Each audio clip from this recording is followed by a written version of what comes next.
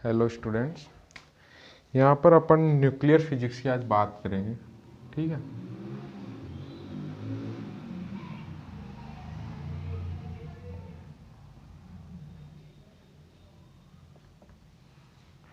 तो जो भी एमएससी के स्टूडेंट्स हैं या आईआईटी जेएम नेट से रिलेटेड है, उनके लिए यहाँ पर सबसे पहले अपन इस लेक्चर में या जो ये लेक्चर आएंगे न्यूक्लियर फिजिक्स के, इनमें थ्योरेटिकली कंसेप्ट की बात करेंगे। जो भी न्यूमेरिकल पोर्शन है या जो कम्पिटिटिव एग्जाम है उनके लिए अलग से अपन न्यूक्लियर फिजिक्स पढ़ाएं। ठीक है। तो यहाँ पर जो मैं न्यूक्लियर फिजिक्स की बात कर रहा हूँ और जो भी स्टूडेंट्स क्यूरी है उनके लिए मैं 2-3 दिन में उनको एक व्हाट्सएप नंबर अवेलेबल करा दूंगा, उस पर वो अपनी क्यूरी पूछ सकते हैं। ठीक है। तो सबसे पहले अपन न्यूक्लियर फिजिक्स है उसमें न्यूक्लियस की बात करते हैं। किसकी बात करते हैं? न्यूक्लियस। न्यूक्लियस किससे मिलकर बना होता है? न्यूक्लियस अपने को पता है प्रोटॉन प्लस न्यूट्रॉन से मिलकर बना होता है।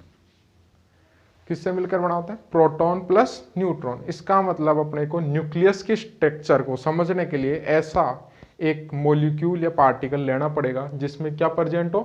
प्रोटॉन और न्यूट्रॉन। तो सबसे पहले अपने को क्या करना है, ये जो न्यूक्लियस होता है इसकी कैरेक्टरिस्टिक के बारे में पता करना कि जो न्यूक्लियस है उसकी क्या कैरेक्टरिस्टिक होती है।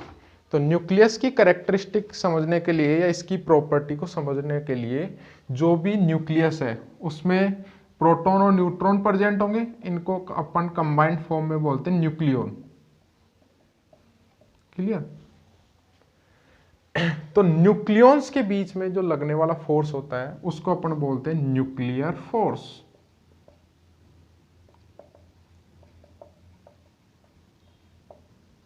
नेचर में 4 तरीके के फोर्स लगते हैं जो भी पार्टिकल्स हैं उनके बीच में। एक होता है न्यूक्लियर फोर्स जिसकी अपन ने अभी बात करेंगे। सेकंड होता है इलेक्ट्रोमैग्नेटिक फोर्स।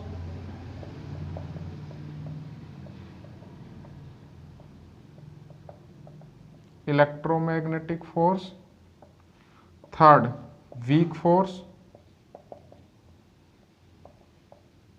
और फोर्थ है ग्रेविटेशनल फोर्स।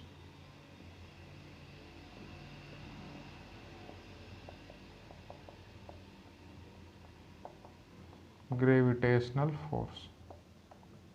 ये जो लेक्चर में पढ़ा रहा हूँ इनकी किसी को पीडीएफ चाहिए तो वो भी व्हाट्सएप करके मेरे से पीडीएफ ले सकता है। 1-2 दिन में उनको मैं नंबर दे दूंगा, उससे वो ले सकते हैं। ठीक है।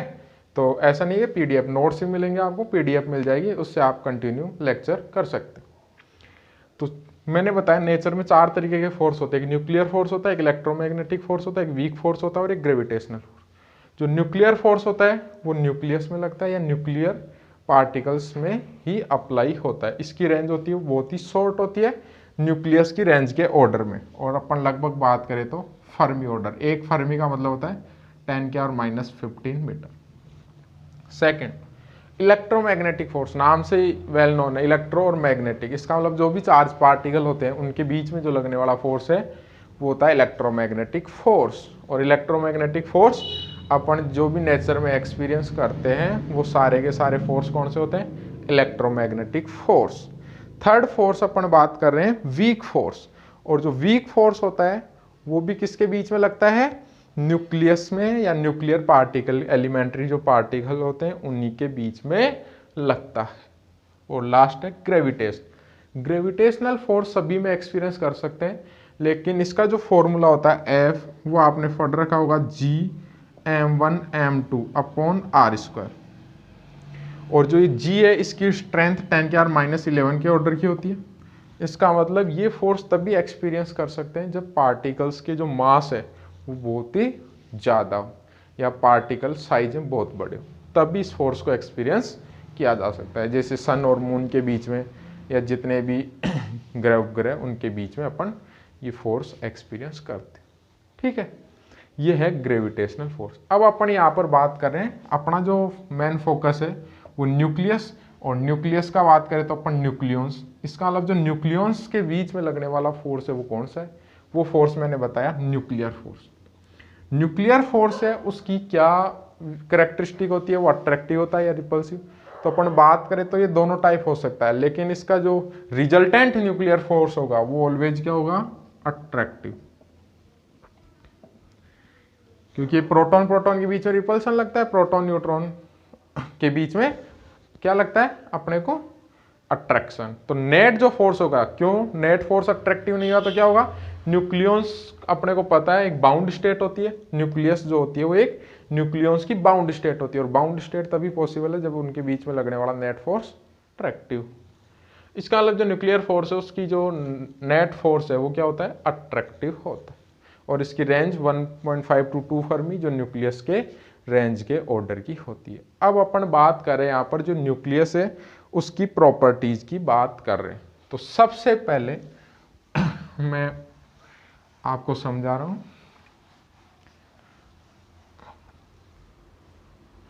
फर्स्ट अपन या इसकी बात करें तो किसकी बात कर रहे हैं, प्रॉपर्टीज ऑफ न्यूक्लियर फोर्स। ठीक है, प्रॉपर्टीज ऑफ न्यूक्लियर फोर्स की बात करें तो जो फर्स्ट प्रॉपर्टी है न्यूक्लियर फोर्स की वो होती है अट्रैक्टिव,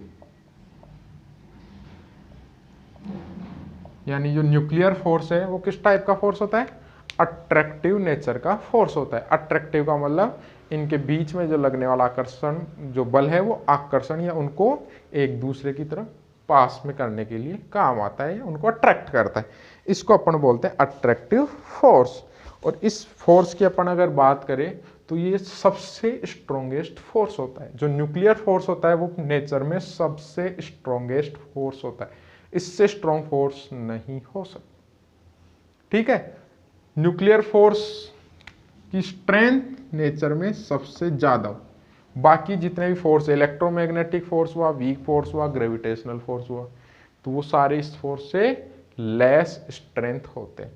जो इलेक्ट्रोमैग्नेटिक है वो 10⁵ गुना लेस होता है। इसके अलावा जो वीक फोर्स है वो 10⁻14 गुना लेस होता है, और ऑर्डर ऑफ, और जो ग्रेविटेशनल है वो 10⁻39 ऑर्डर गुना न्यूक्लियर फोर्स से लेस स्ट्रेंथ होता है। ठीक है, फर्स्ट प्रॉपर्टी अपने को समझ आ गई, न्यूक्लियर फोर्स हैव या इज अट्रैक्टिव फोर्स, और इसकी जो रिजल्टेंट प्रॉपर्टी मैंने बताया दोनों टाइप हो सकता है, अट्रैक्टिव और रिपल्सिव, लेकिन रिजल्टेंट नेट जो न्यूक्लियर फोर्स है वो ऑलवेज क्या होता है, अट्रैक्टिव होता है। इसकी जो स्ट्रेंथ है वो फर्मी के ऑर्डर की होती है, और ये सबसे स्ट्रॉन्गेस्ट फोर्स होता है। ये चीज सबको समझ आ गई फर्स्ट। ठीक है, सेकेंड प्रॉपर्टी की अगर मैं बात करूं तो इसकी जो रेंज है, मैंने अभी बताया जो न्यूक्लियर फोर्स है उसकी जो रेंज है वो क्या होती है, शॉर्ट, और शॉर्ट रेंज का मतलब क्या होता है, इसकी जो ऑर्डर है 1.5 to 2 फर्मी के ऑर्डर का होता है। एक फर्मी मैंने अभी आपको बताया जो 10⁻⁻15 के ऑर्डर का होता है। दो प्रॉपर्टी आपको क्लियर हो गई, फर्स्ट अट्रैक्टिव और second short range. Third charge independent.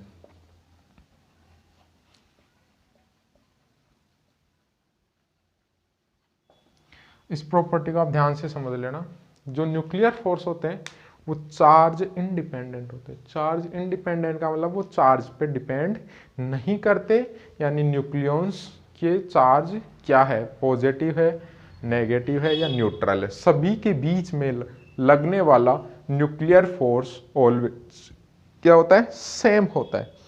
जैसे इसको अपन एक एग्जांपल से समझे तो 1H3 और 2He3 मैंने दो पार्टिकल लिए, एक 1H3 है, हाइड्रोजन का आइसोटोप है। आइसोटोप जानते हो, जिनके एटॉमिक नंबर सेम हो और मास नंबर डिफरेंट हो। तो हाइड्रोजन के 3 आइसोटोप होते हैं, एक 1H1 प्रोटियम बोलते हैं जिसको, 1H2 ड्यूटीरियम बोलते हैं जिसको, और 1H3 ट्राइटियम। तो मैंने लिया ट्राइटियम 1H3 और एक लिया 2He3। अब देखो इनकी स्ट्रक्चर की मैं बात करता हूँ, ये इसका एटॉमिक नंबर को शो कर रहा है, किसको शो कर रहा है, एटॉमिक नंबर, और जिसको किससे रिप्रेजेंट करते हैं, जेड से।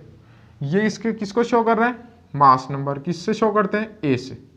ये इसका एटॉमिक नंबर और ये इसका मास नंबर, इसका मतलब एटॉमिक नंबर जेड। और आप जानते हो नंबर ऑफ जो प्रोटॉन है वो उसके एटॉमिक नंबर के इक्विवेलेंट होते हैं। इसका मतलब नंबर ऑफ प्रोटॉन इसमें कितने होंगे, 1। न्यूट्रॉन की बात करें तो वो क्या करो, a minus Z, mass number में से एटॉमिक नंबर को आप सब ट्रैक कर दोगे तो वो क्या बचेंगे, न्यूट्रॉन नंबर। कितने हैं, 3 माइनस 1, कितने हुए, 2। सेम इसके लिए बात करूं, proton number 2, neutron number 3 minus 2 1। इसका मतलब मैं अगर इसकी स्ट्रक्चर की बात करूं तो 1s3, number of proton 2, number of proton 1, number of neutron 2।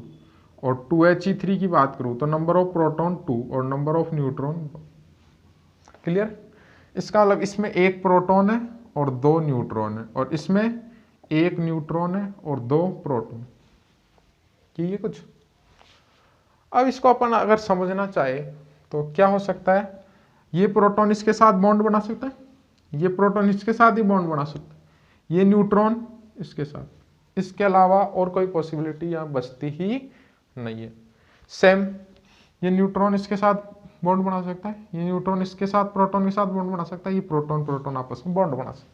इसका अलग समझना, देखो प्रोटॉन न्यूट्रॉन, इसका मतलब दो तो किस टाइप के फोर्स हो सकते हैं, प्रोटॉन और न्यूट्रॉन के बीच में, और एक फोर्स किस टाइप का हो सकता है, न्यूट्रॉन और न्यूट्रॉन।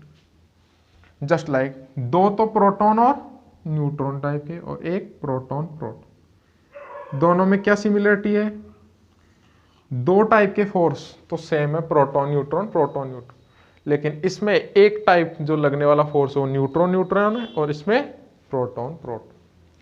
जब एक्सपेरिमेंटली देखा गया तो इसकी और इसकी दोनों की जो बाइंडिंग एनर्जी है वो अप्रोक्सीमेटली इक्वल थी। इसकी थी 8.482 और इसकी 7.741 कुछ मेगा इलेक्ट्रॉन। इसका मतलब इसकी बाइंडिंग एनर्जी थोड़ी लेस हो गई, वो उस वजह से प्रोटॉन के बीच में रिपल्सन की वजह से, जबकि देखा जाए तो अप्रोक्सीमेटली दोनों की बाइंडिंग एनर्जी सेम। इसका मतलब अगर बाइंडिंग एनर्जी सेम है तो जो लगने वाला इनके बीच में न्यूक्लियर फोर्स है वो सेम होना चाहिए, तो न्यूट्रॉन और प्रोटॉन के बीच में जो लग रहा है फोर्स वो क्या होगा, सेम होगा। इसका मतलब ये चार्ज पे डिपेंड नहीं करता। समझ आ गया सबको। अगर चार्ज पे डिपेंड करता तो इन दोनों की बाइंडिंग एनर्जी में डिफरेंस बहुत ज्यादा होता। समझ आ गया सबको, ठीक। 3 प्रॉपर्टी की अपन अभी तक बात कर चुके, attractive nature, short range, charge independent. अब अपन बात करते हैं नेक्स्ट 4th प्रॉपर्टी, और 4th प्रॉपर्टी है स्पिन डिपेंडेंट।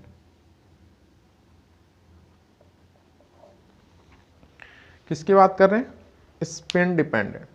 स्पिन क्या होती है, स्पिन एक क्वांटम नंबर होता है, इंट्रिंसिक क्वांटम नंबर जिसको बोलते हैं। इंट्रिंसिक का मतलब उसका नेज गुणधर्म होता है हिंदी में अगर बोले तो, ठीक है।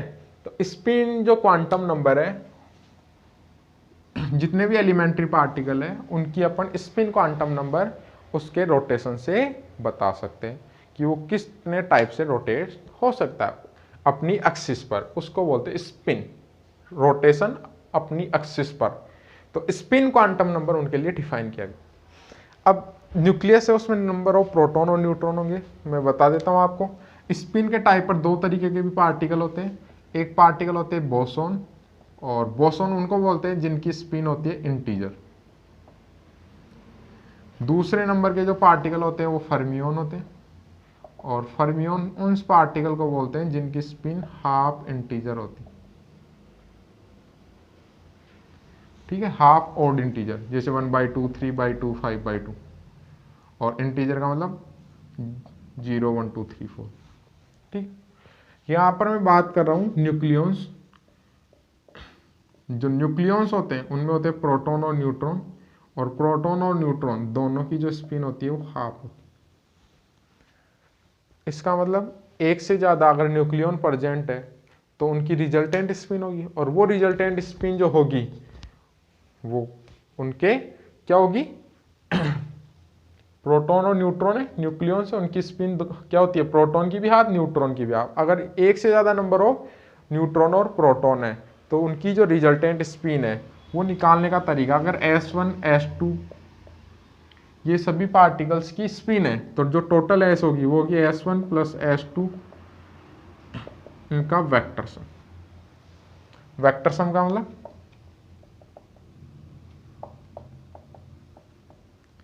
फिर इनसे जो रिजल्टेंट मिलेगा उसको नेक्स्ट कंपोनेंट में अपन ऐड करें। ठीक है, तो वेक्टर सम होती है इनका, इसका मतलब जो स्पिन क्वांटम नंबर एक वेक्टर क्वांटिटी है और वेक्टर क्वांटिटी है, तो इसका जो एडिशन होगा भी वो भी एक वेक्टर एडिशन होगा। वो निकालना कभी जो नेक्स्ट लेक्चर होगा एलिमेंट्री पार्टिकल है उसमें अपन सिखाएंगे। ठीक है, तो ये हो गई उनकी रिजल्टेंट स्पिन। इसका मतलब जो न्यूक्लियर या जो न्यूक्लियस फोर्स है, न्यूक्लियर फोर्स वो किस पे डिपेंड करते हैं? स्पिन पे डिपेंड करते हैं। स्पिन पे डिपेंड करते हैं तो जैसे मैं इसका आपको बता देता हूँ। जैसे मान लो मेरे पास में एक ड्यूट्रॉन है पार्टिकल। ड्यूट्रॉन क्या होता है आप जानते हो? ड्यूटीरियम, ड्यूटीरियम बोलते हैं 1H2 हाइड्रोजन का जो आइसोटोप। इसमें क्या है, एक प्रोटॉन है, एक न्यूट्रॉन है और एक इलेक्ट्रॉन है। अगर मैं इससे एक इलेक्ट्रॉन को बाहर निकाल दूं, ड्यूटीरियम से एक इलेक्ट्रॉन को अगर बाहर निकाल दूं तो क्या बचेगा? केवल इसका न्यूक्लियस, और उस न्यूक्लियस में क्या होंगे?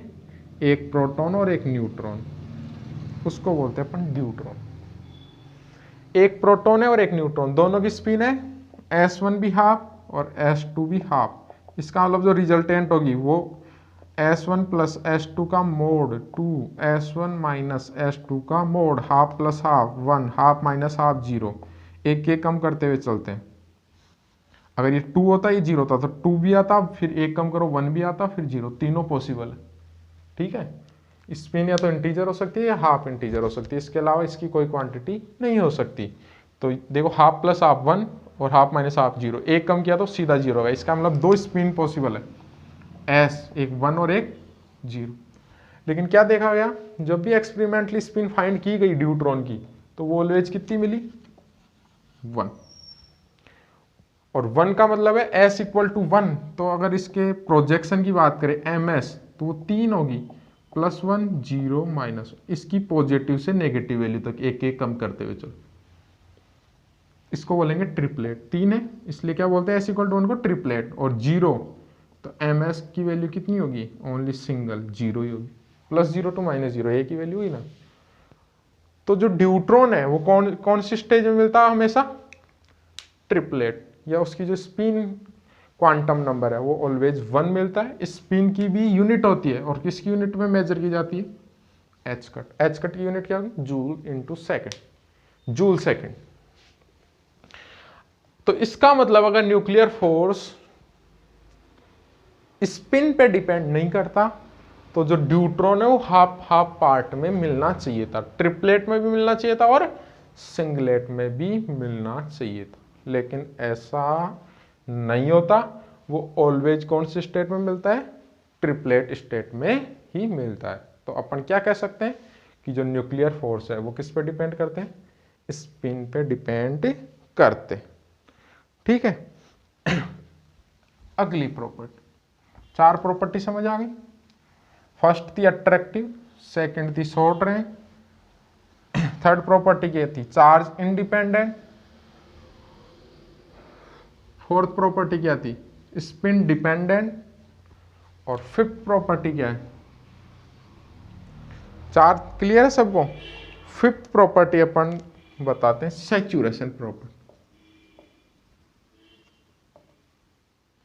सैचुरेशन प्रॉपर्टी, सैचुरेशन का मतलब क्या होता है कि जो न्यूक्लियॉन्स है वो न्यूक्लियॉन्स कितने नंबर ऑफ न्यूक्लियॉन के साथ बॉन्ड बना रहे।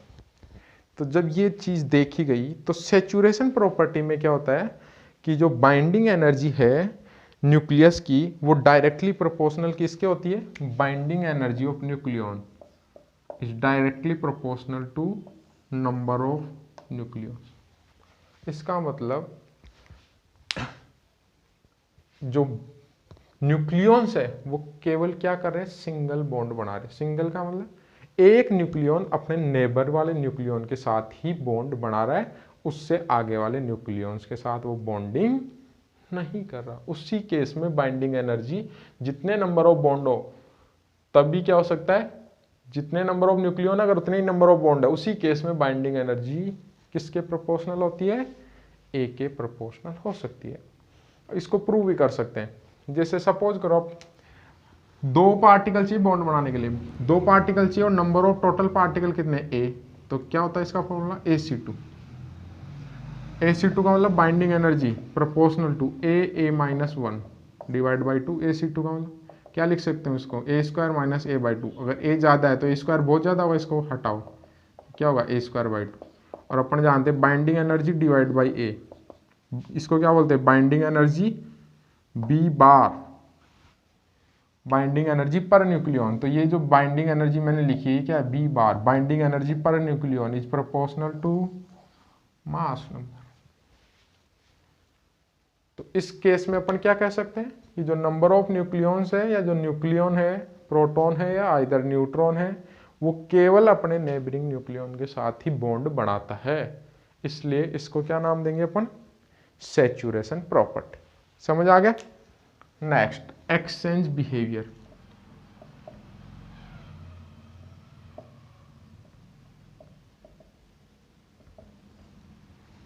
एक्सचेंज बिहेवियर का मतलब क्या होता है, जब दो पार्टिकल के बीच के में क्या होता है, बॉन्ड होता है या वो एक दूसरे से इंटरेक्शन करते हैं, तो वो इंटरेक्शन किसी मीडियम के थ्रू होता है या उसमें कोई भी पार्टिकल का एक्सचेंज होगा। तो सेम प्रोसेस किस पे अप्लाई करें अपन, न्यूक्लियस पे। न्यूक्लियस में क्या है, न्यूक्लियन, प्रोटॉन और न्यूट्रॉन। तो प्रोटॉन और न्यूट्रॉन के बीच में अट्रैक्टिव फोर्स लग रहा है, तो वो किसी के थ्रू लग रहा है। इसका मतलब उन दोनों के बीच में एक पार्टिकल का क्या होता है, एक्सचेंज। और वो पार्टिकल क्या होते हैं, पाई मेसोन। कैसे, प्रोटॉन और न्यूट्रॉन दोनों के बीच में इंटरेक्शन हो रहा है, तो क्या करते हैं, प्रोटॉन न्यूट्रॉन में कन्वर्ट हो जाता है। किसमें कन्वर्ट हो जाता है, न्यूट्रॉन में। कैसे, पाई प्लस इजेक्ट करके। कैसे पता चला, इसका चार्ज पॉजिटिव है तो ये दोनों मिलके भी पॉजिटिव होना चाहिए, न्यूट्रल, ये पॉजिटिव। ये पाई प्लस न्यूट्रॉन के साथ क्या होता है, इसके साथ इंटरेक्शन इसको दे देता है और ये किससे कन्वर्ट हो जाता है, प्रोटॉन। ऐसे ही सिमिलर वापस उल्टी प्रोसेस हो सकती है, न्यूट्रॉन किसमें कन्वर्ट हो सकता है, प्रोटॉन में। कैसे, पाई माइनस प्लस माइनस 0, ये पाई माइनस इसके साथ, तो क्या बन जाएगा, न्यूट्रॉन। ऐसे प्रोटॉन प्रोटॉन के बीच में भी इंटरेक्शन हो सकता है। प्रोटॉन किसका प्रोडक्शन करे, पाई 0, ये पाई 0 प्रोटॉन के साथ वापस।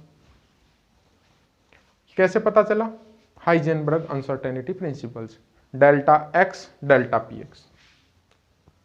तो उससे क्या पता चल गया, डेल्टा एक्स पता था, delta P M into delta V, तो उससे उनका मास निकला और वो जो मास मिला वो 140 मेगा इलेक्ट्रोवोल्ट पर सी स्क्वायर मिला, which is approximately equal to pi meson. इसलिए क्या बताया गया कि जो भी प्रोटॉन और न्यूट्रॉन या न्यूट्रॉन प्रोटॉन या प्रोटॉन प्रोटॉन या न्यूट्रॉन न्यूट्रॉन, ऐसे न्यूट्रॉन न्यूट्रॉन में भी हो सकता है पाई 0, तो इनके बीच में जो एक्सचेंज पार्टिकल है उसका नाम क्या होता है, पाई मेसोन। ठीक है। नेक्स्ट प्रॉपर्टी की अपन बात करते हैं, 6 हो गई।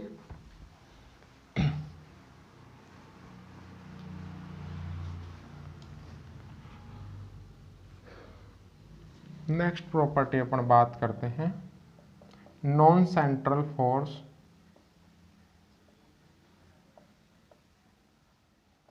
और टेंसर फोर्स।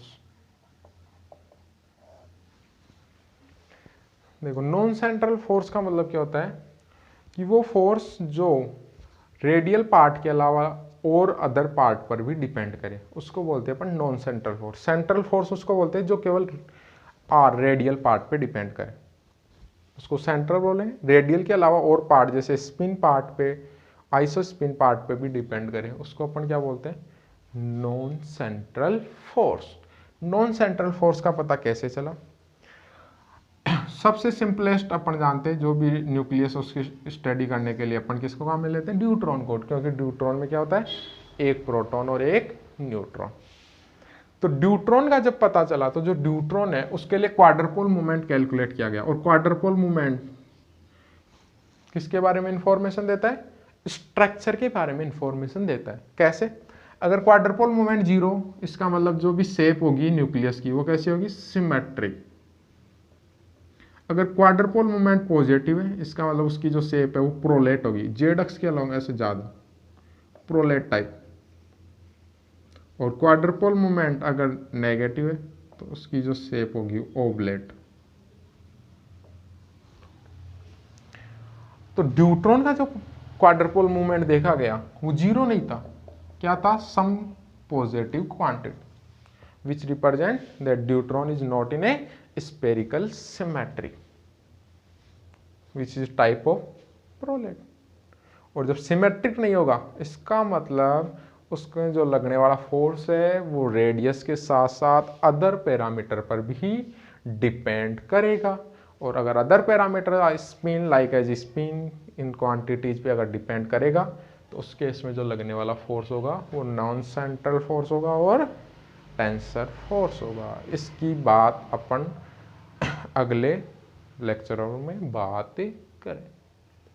ये अपन ने जो मोटे तौर पर जो मोस्ट कैरेक्टरिस्टिक थे या जो न्यूक्लियर फोर्स है उसकी प्रॉपर्टीज थी अपन ने उनकी बात की है। अब अपन जो बात करने वाले हैं वो क्या करना, अपने को न्यूक्लियस को समझना है। तो न्यूक्लियस को समझने के लिए सबसे पहले अपन क्या बात करेंगे, सबसे सिंपलेस्ट पार्टिकल की बात करें। और जो सबसे सिंपलेस्ट होगा तो न्यूक्लियस में क्या होंगे, न्यूक्लियॉन्स। न्यूक्लियॉन्स का मतलब प्रोटॉन और न्यूट्रॉन। इसका मतलब मेरे ओनली प्रोटॉन की, जैसे मैं बात करता हूँ हाइड्रोजन, हाइड्रोजन में केवल क्या हुआ, एक प्रोटॉन, न्यूट्रॉन ही है। इसका मतलब मेरे को इसकी स्टडी से न्यूक्लियस की स्टडी नहीं कर सकता। इसके अलावा 1s2 न्यूट्रॉन, इसमें एक प्रोटॉन है एक न्यूट्रॉन। ऐसे 1s3 इसमें एक प्रोटॉन और 2 न्यूट्रॉन। तो सबसे सिंपलेस्ट केस लेना है, इसका मतलब मेरे को क्या लेना है 1s2। 1s2 में क्या करता हूँ मैं, एक इलेक्ट्रॉन जो है उसको बाहर निकाल देता हूँ तो केवल ये न्यूक्लियस बचेगा। ड्यूटीरियम का न्यूक्लियस, ड्यूटीरियम का न्यूक्लियस कब बचेगा, एक इलेक्ट्रॉन बाहर निकालने, उसको अपन क्या बोलेंगे, ड्यूट्रॉन। तो सबसे सिंपलेस्ट जो केस है न्यूक्लियस की स्टडी करने के लिए उसको अपन क्या बोलते हैं, ड्यूट्रॉन। अब एक प्रोटॉन, इसमें क्या, एक प्रोटॉन और एक न्यूट्रॉन।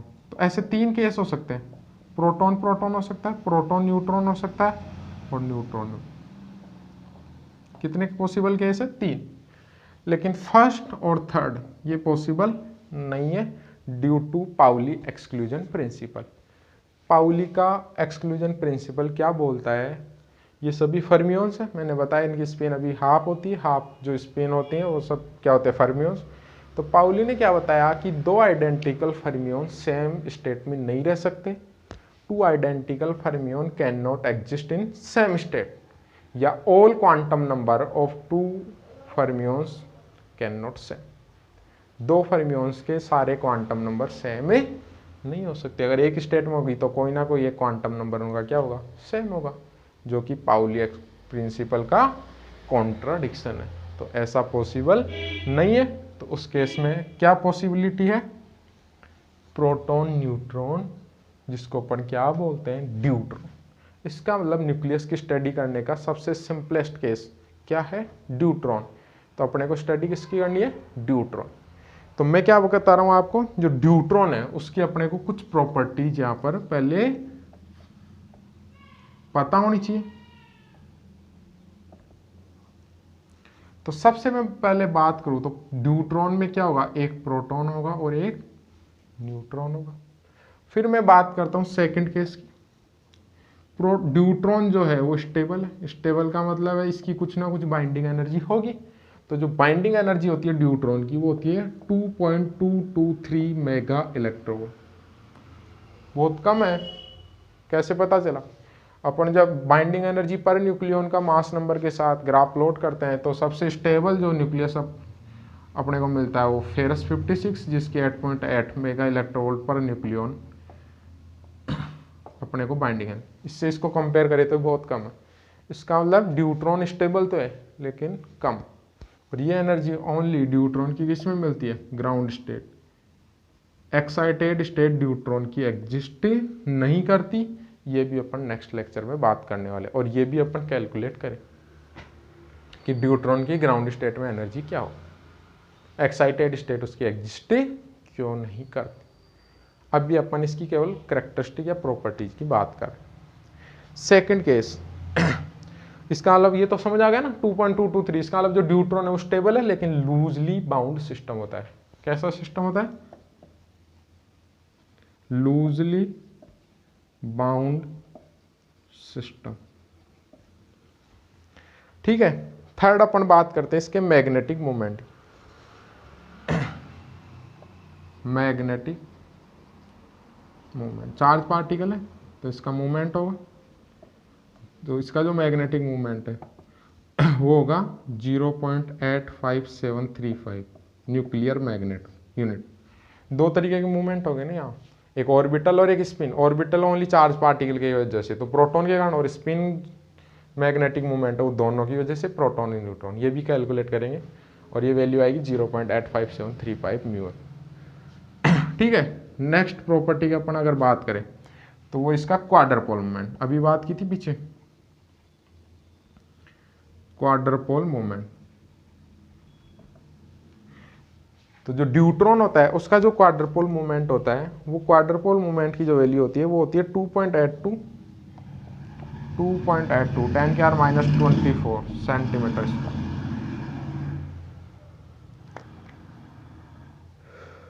27 सॉरी मीटर में, 2.82 10⁻⁻27 सेंटीमीटर।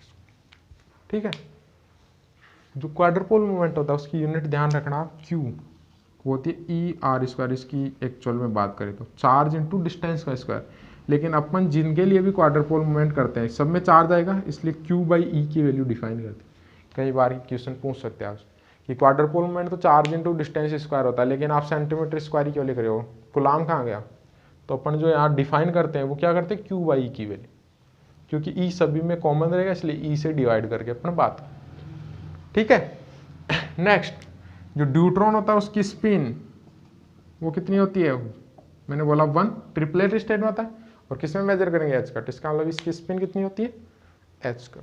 ऐसे इसकी आइसो स्पिन सिंगलेट होती है, वो भी अपन यहाँ पर बात करें। ये सारी ड्यूट्रॉन की प्रॉपर्टी, और 1 बाय 1 अपन एक एक लेक्चर में इनके सब बात करेंगे कि ग्राउंड स्टेट उसकी एनर्जी है, एक्साइटेड स्टेट क्यों नहीं एग्जिस्ट करती, मैग्नेटिक मूवमेंट कैसे कैलकुलेट करें, उसका क्वाड्रपोल मूवमेंट कैसे निकाले, और स्पिन की बात कैसे करें। ठीक है, बाकी अपन कल नेक्स्ट लेक्चर में इसकी बात करें।